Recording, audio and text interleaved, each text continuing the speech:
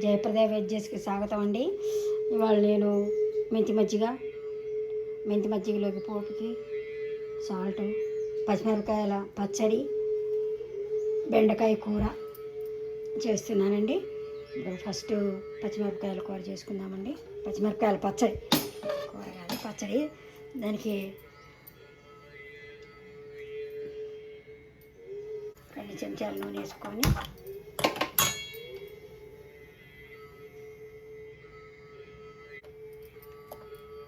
లావు పచ్చిమిరపకాయలు, 2 సన్న పచ్చిమిరపకాయలు అండి, లేకపోతే కారం ఉండదు. కొద్దిగా పచ్చడి కదా, కొద్దిగా 2 చింతపిక్కలంతా చింతపండు ఇవి వేసి నూనెలో వేసుకోవాలండి. కొద్దిగా పసుపు కూడా వేసేసి కొద్దిగా పచ్చివాసన పోయే వరకు వేయించుకోవాలండి. మూత పెడితే కొద్దిగా మగ్గుతాయి.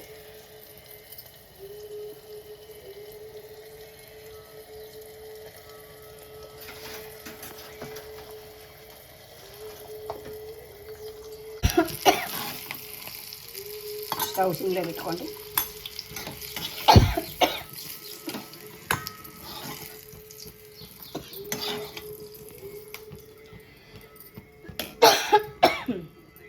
ఇప్పుడు మెంతి మజ్జిగకి ఇంగువ కొద్దిగా ఎక్కువ వేసుకోవాలంటే బాగుంటుంది. తర్వాత కరివేపాకు,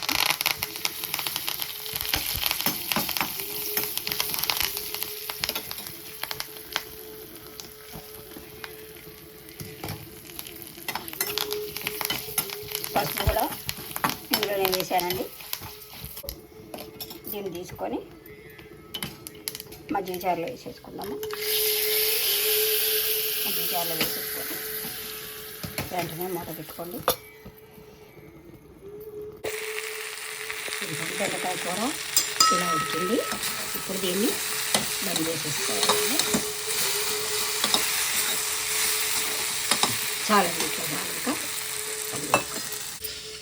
ఈరోజు మా వంట అండి.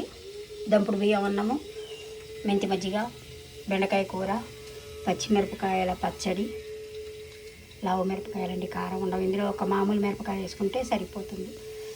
ఉత్తపప్పు అండి. ఇది ఈరోజు మా వంట. చూడండి. నమస్కారం.